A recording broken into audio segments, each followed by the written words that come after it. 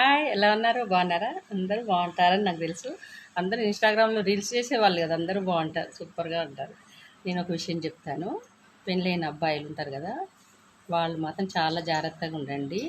మీ అత్తగారి ఇండళ్ళకి పోయినప్పుడు మీరు అన్నం తినేటప్పుడు మాత్రం చాలా జాగ్రత్తగా కూర మొత్తం పరిశీలించి తినండి. ఎందుకంటే ఆ కూరల్లోనే కలిపి పెడుతున్నారు. ఇంటి అక్కడి నుంచి తెచ్చి కూడా ఇంటికాడ కూడా పెట్టేవాళ్ళు లేడీస్ ఉన్నారు.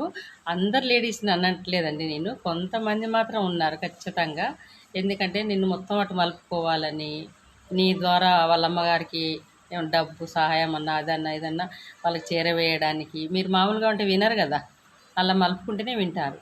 అలా అని మందులు పెట్టి మలుపుకునే వాళ్ళు చాలామంది ఉన్నారు. ఈ విషయం చూసి ఈమె ఏదో చెప్తుందని అనుకోకండి, నేను అనుభవంతో చెప్తున్నాను మీకు.